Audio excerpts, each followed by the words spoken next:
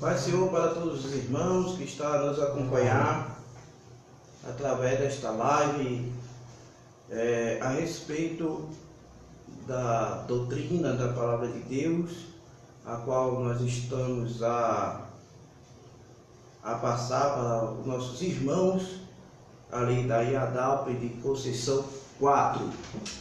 Queremos assim falar com os irmãos que a gente estamos no tema a tipificação do tabernáculo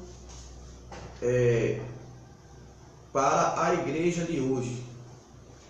Estamos estudando acerca deste assunto e para nós entendermos melhor, iremos fazer uma oração para a gente começar esta live.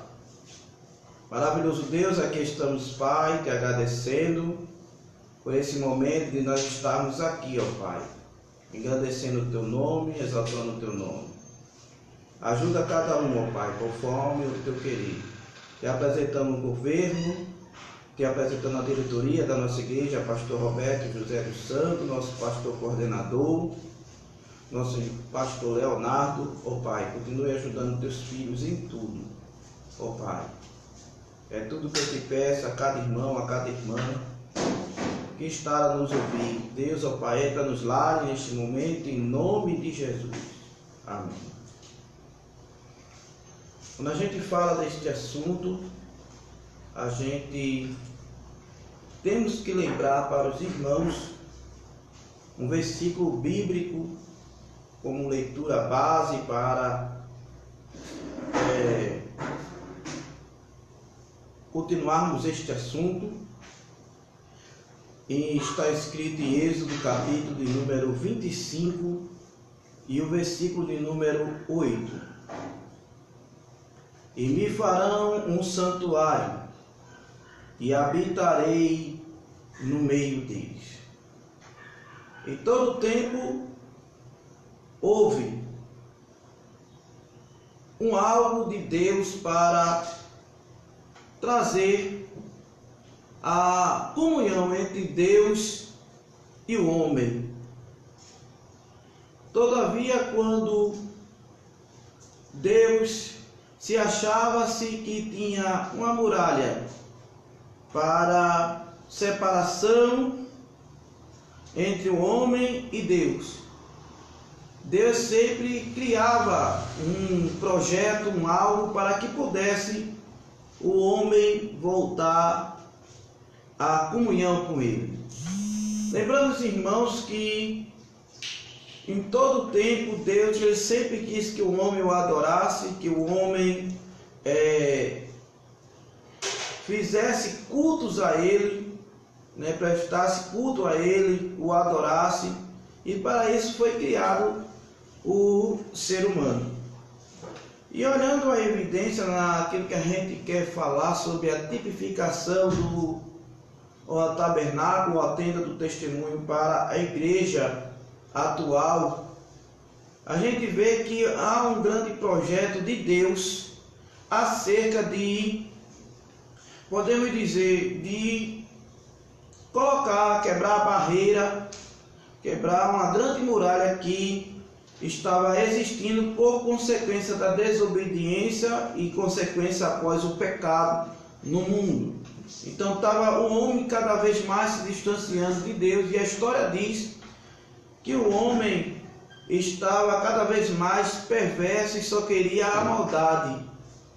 A gente lê isso a partir de Gênesis capítulo 6, e a gente vê que o homem só queria agora se distanciar de Deus. Mas um pouco mais na frente, Deus agora fala com Abraão no capítulo de número 12 do livro do Gênesis. A gente analisa aqui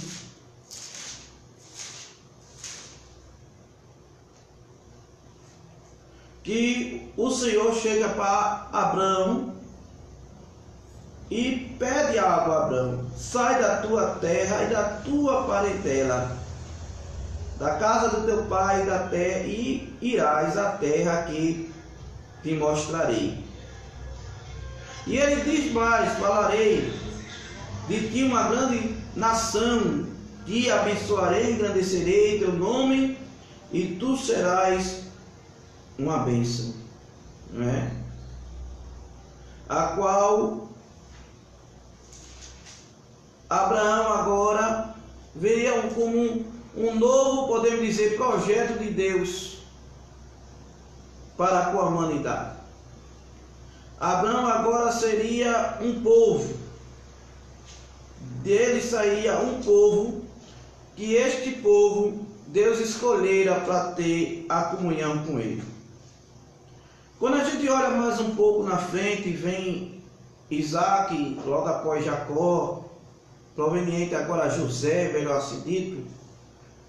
José vira o segundo governador do Egito, e acontece que José morreu e o faraó da época morreu, e agora o faraó que se levantou começou a maltratar os filhos de Israel, o povo que Deus tinha escolhido, através de uma promessa dita a Abraão. E agora Deus levanta um Moisés para tirar o povo cativo do Egito. E todo mundo sabe da história que agora veio o povo peregrinar no deserto.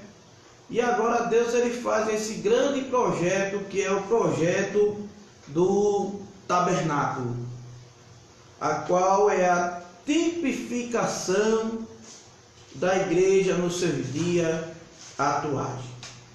Para melhor entendermos, este assunto, nós temos que estar cientes e sabedor de que um dos dois missionários, chamado Daniel Berg e o outro Gunnar Vind, que foi os missionários que trouxeram a Assembleia de Deus para o Brasil, e na sua monografia, estamos falando isso para a gente entender esse assunto de tabernáculo.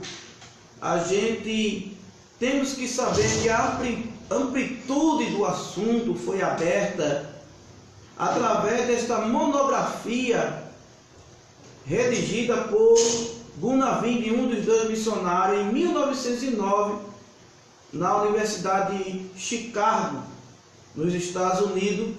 E ele assim fez aquela monografia. Lembrando os irmãos que monografia é quando geralmente alguém está cursando algum curso, e assim os professores pedem para alguém redigir um assunto ou monografia para um assunto com mais amplitude, para podemos dizer, saber os professores que aquela pessoa está apta para receber um certificado, está apta para receber o seu diploma e exercer a sua profissão. Nesse caso aqui foi de teologia, e o assunto que Gunnar Vind ele relatou foi a ordem divina do tabernáculo, a ordem divina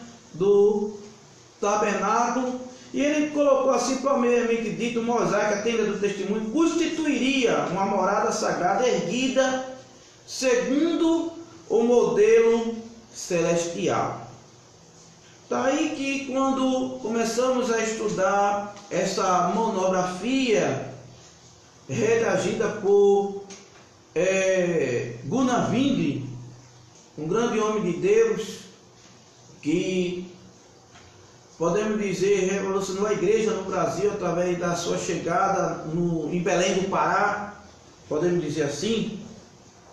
E a gente analisa aqui ele falando, e ele dizendo na introdução, que Deus sempre quis ter uma comunhão com o homem. Deus ele sempre quis se relacionar com o homem. E quando a gente vê que quando Deus ele quis se relacionar com o homem, a gente entra em dois pontos. No primeiro ponto, a gente lê na Bíblia Sagrada, em Êxodo, capítulo de número 25. Êxodo, capítulo de número 25. A gente analisa que no capítulo de número 25, a gente vê no versículo de número 2, no Êxodo 25, versículo de número 2, você que tem uma Bíblia Sagrada e quer acompanhar, está na sua casa e quer acompanhar conosco, né?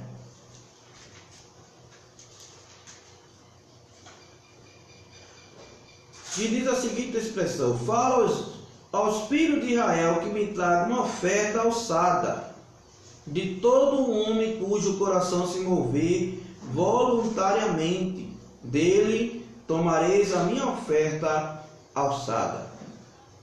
Tanto é que o plano, e este plano, a gente vê que Deus queria se relacionar com o homem. Deus poderia dizer: haja, como ele fez com o sol, com a luz, melhor dizendo, a luz, as estrelas, a terra, as coisas que na terra há. Ele falou: haja, e aconteceu, e começou as coisas a acontecer do haja, de uma palavra.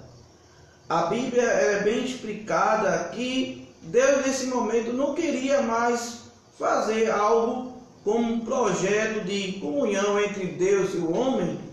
Não queria mais fazer só, mas agora queria a participação do homem.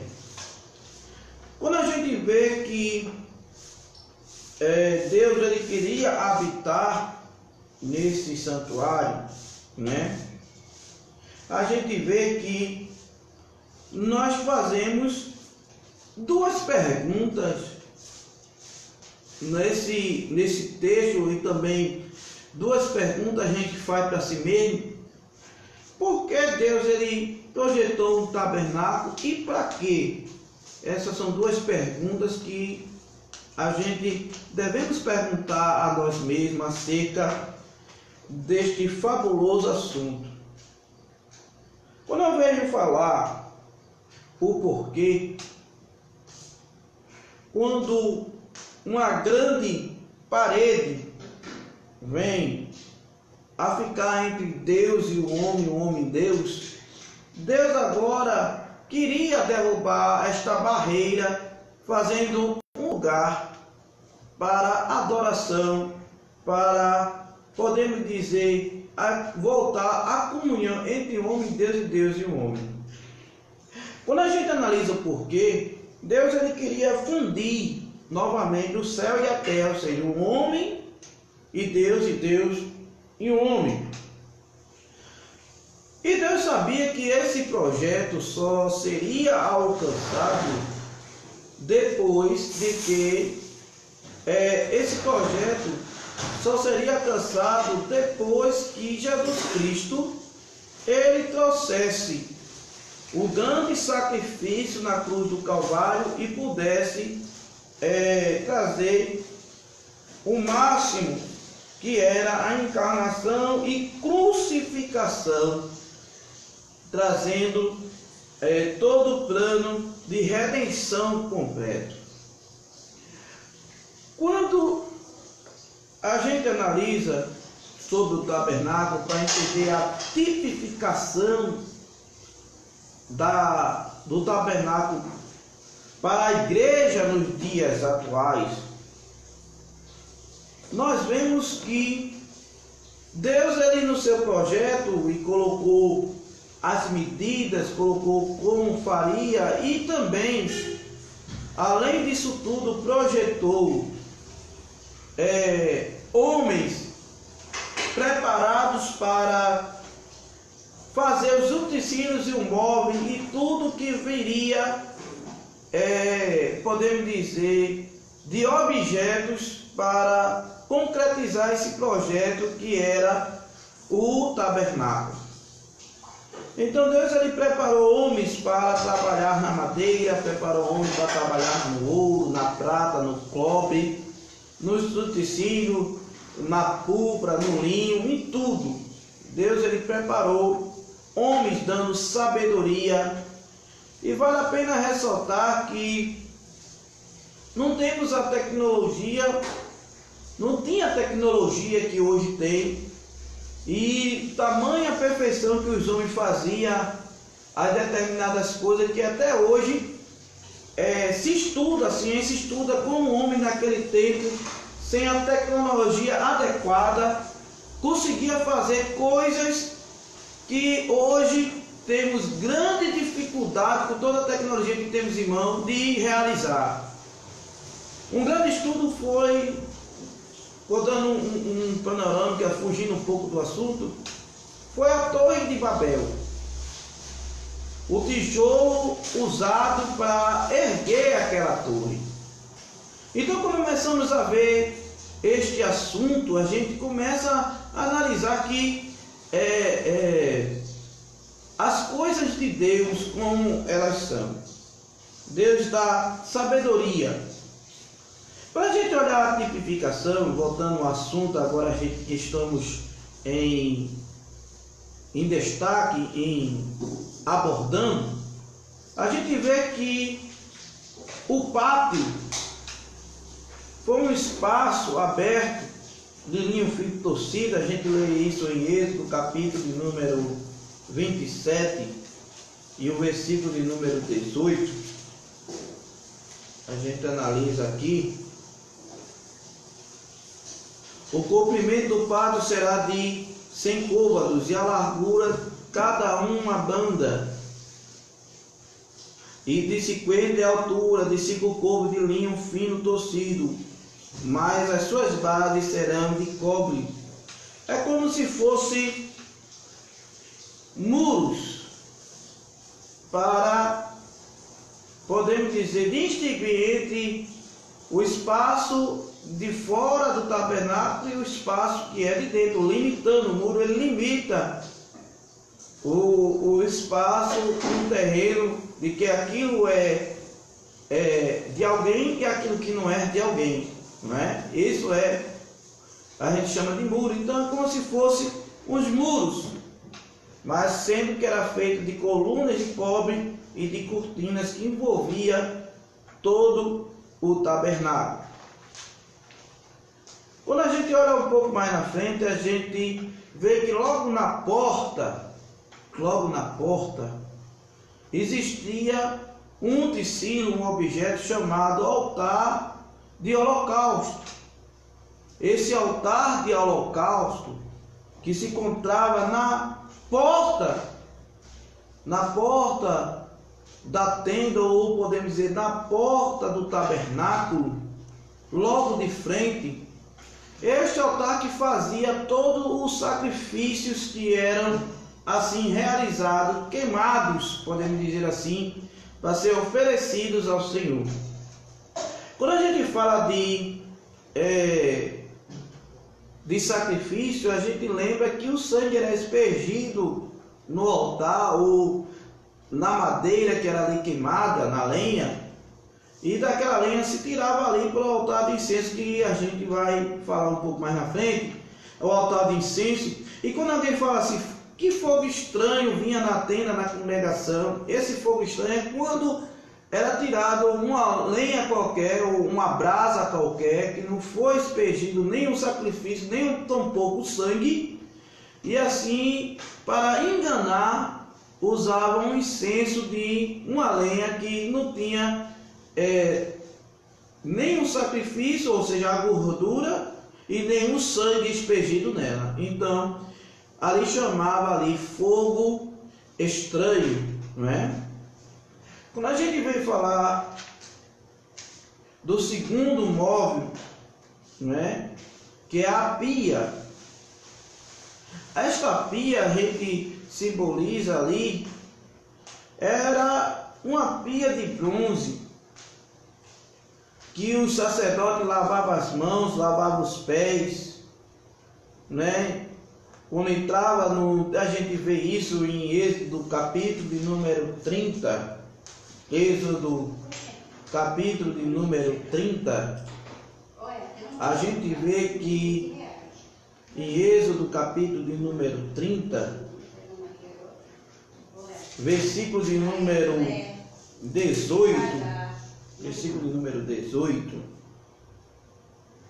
a gente vê: farás também uma pia de cobre, com a sua base de cobre, para lavar, e a porás entre a tenda da congregação e o altar, deitarás água nela.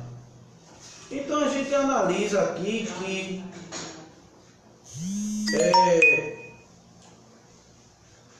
logo após o altar do holocausto, logo na porta da tenda ou na porta do tabernáculo, nessa porta do tabernáculo, logo quando entrava, existia o primeiro utensílio, que era o altar do holocausto.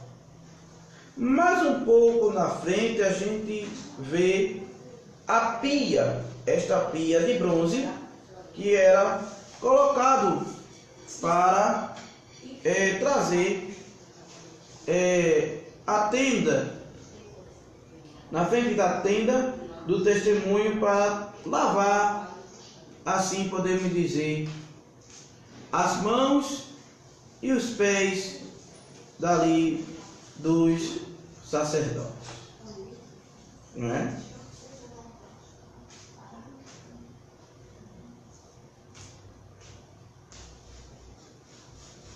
Quando a gente vem falar da tenda do testemunho, aí tem uma separação entre o pátio, podemos dizer assim, entre o pátio e entre o lugar santo e o lugar santíssimo, entre o lugar santo e o lugar santíssimo. A gente analisa que agora está mais restrito ainda para poder entrar nessa tenda. Era colocado pessoas que realmente precisassem ter uma consagração muito mais além para poder entrar ali. Quando a gente vem falar do lugar santo, havia 3 elementos dentro deste lugar: o candeeiro, o candelabro, o castiçal, não era aquela base de lâmpada de madeira acácia, a mesa dos pães da preposição. E quando a gente olha um pouco mais na frente, o lugar santíssimo, né? Que era o primeiro lugar onde estava o lugar santíssimo, aonde encontrava-se a arca do concerto, a arca do testemunho. A gente vai ver no capítulo 25, versículo 22.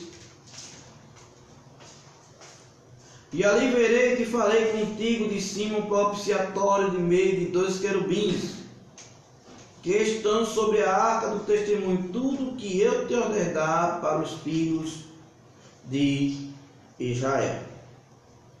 Voltando para a tipificação daquilo que a gente chama de o tabernáculo para a igreja nos dias atuais. Deus, ele preparou aquele projeto do tabernáculo porque queria mostrar lá na frente o que seu povo ele queria parar com o seu povo na seca da organização do templo, do culto, como ele queria a adoração. A gente analisando mais uma vez a monografia de Gunnar Wingre, e isso em 1909, que trouxe uma amplitude daquilo que a gente fala do tabernáculo na tipificação para a igreja dos dias atuais. Aí ele faz uma grande narrativa no seu terceiro ponto. Ele diz da seguinte forma: a tenda do Antigo Testamento era um lugar onde Deus se revelava em todas as igrejas. Foi hoje o lugar da presença de Deus, da vontade à vontade. O primeiro era o subsídio de bens materiais, preciosos. Quando a gente vê um pouco mais na frente, a gente vê que tamanha importância era desses utensílios, porque quando a gente fala de mandamento, toda igreja ela tem seu princípio, toda igreja tem sua doutrina, toda igreja tem, podemos dizer, toda igreja ela tem sua doutrina, seu costume, seus padrões. E Deus ele sempre revelou isso, que queria os padrões, queria uns mandamentos a ser executados para trazer a organização, daquilo que a gente fala de igreja.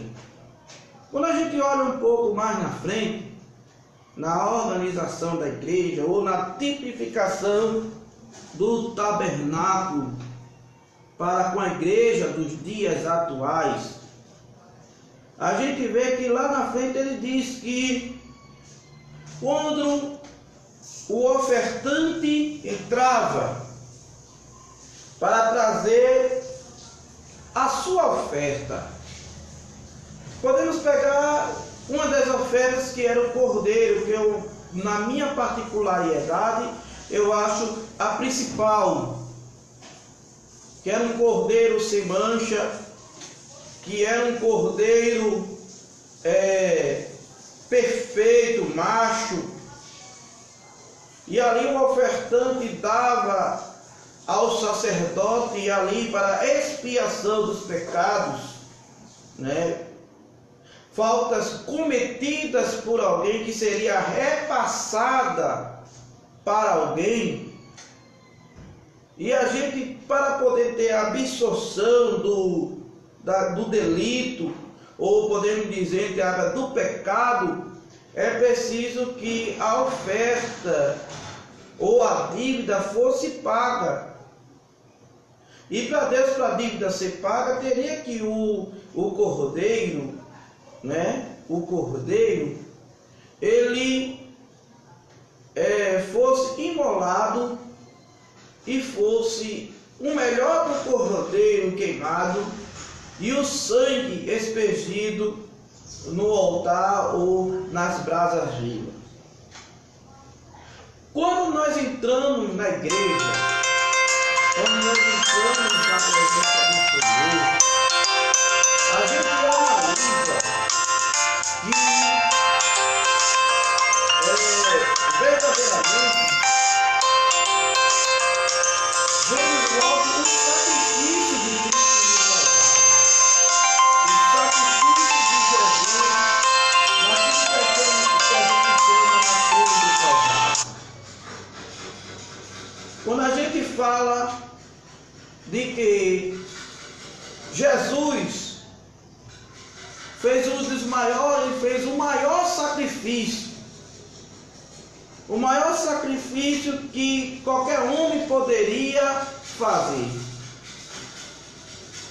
Jesus ele trouxe a redenção, trouxe a expiação, trouxe a adoção, trouxe a eleição e trouxe em evidência o que ele predestinou para os eleitos. Quando a gente fala sobre isso, a gente vê que quando a gente entra na igreja e a gente vê que a primeira coisa é o altar onde o cordeiro era sacrificado.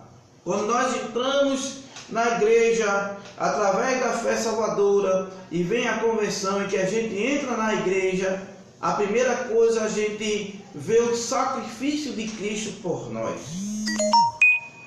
A segunda coisa que a gente analisa é que tem uma pia, para você ver um pouco da tipificação da igreja dos dias atuais. Logo após a gente vê a pia.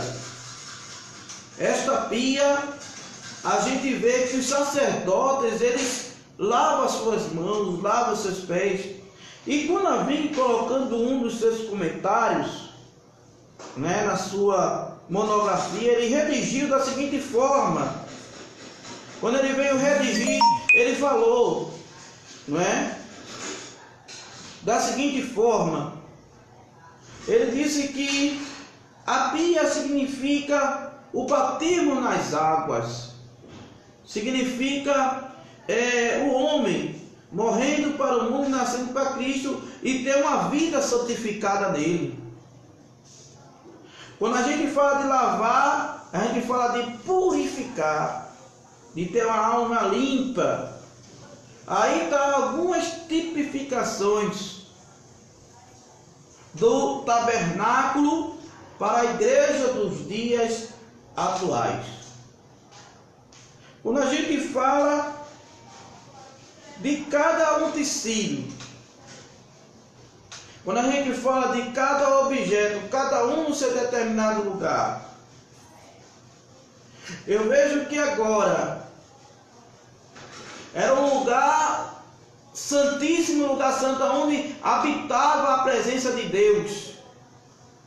E é dentro da igreja que existe a presença de Deus através das nossas vidas. E aí onde que está a tipificação de tudo que Deus projetou lá no deserto para a igreja nos dias atuais. Que Deus abençoe a sua vida. Que Deus ajude.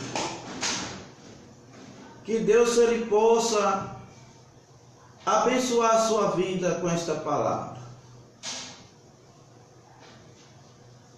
Lembrando os irmãos